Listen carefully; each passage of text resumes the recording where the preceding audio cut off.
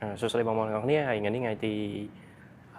5 ខែ 7 ឆ្នាំ 2026 ហើយនៅ showroom Ford Roxxam ហើយខ្ញុំនឹងបង្ហាញទៅលើឡានដែលយើងមានក្នុង stock ស្រាប់ដែលអាចទិញភ្លាមបានភ្លាមអញ្ចឹងចង់ដឹងមានឡាននេះខ្លះមើលវីដេអូនេះទាំងអស់គ្នា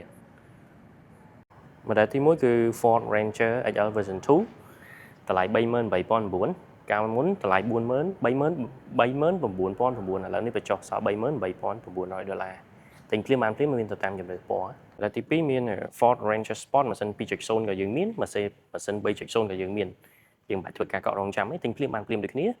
model បន្តទៀតគឺ Ford Ranger Wildtrak version 2តម្លៃកាន់តែពិសេស $53,900 ទិញភ្លាមបានភ្លាមទៅលើរថយន្តហើយបន្តមកទៀតទៅលើ model Ford Ranger Raptor ស៊េរីឆ្នាំ 2025 option សុទ្ធទិញភ្លាមបានភ្លាមដូចគ្នាទៅលើរថយន្តបាទអញ្ចឹងចូលដល់ប្រភេទក្លុបទី1គឺយើងមានទៅលើឡាន Ford Taurus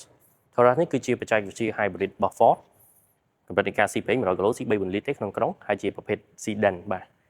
ហើយបន្តមកទៀតគឺទៅលើ Ford Equator បាទប្រភេទ5កៅអីប្រភេទនេះ PHEV plug-in hybrid អ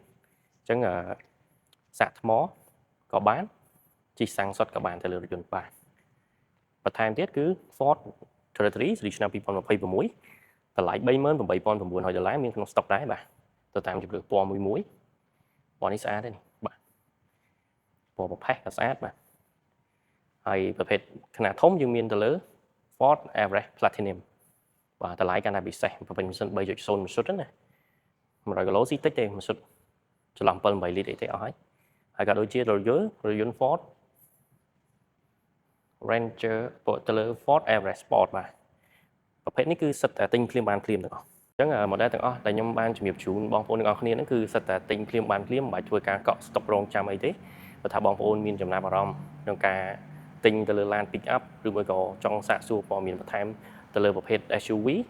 pick up បងប្អូនអាចទំនាក់ទំនងលេខទូរស័ព្ទផ្នែកខាងលើបានបាទហើយនេះគឺជា YouTube channel របស់ខ្ញុំស្បៃផ្នែករថយន្ត Ford ជួបគ្នានៅវីដេអូក្រោយ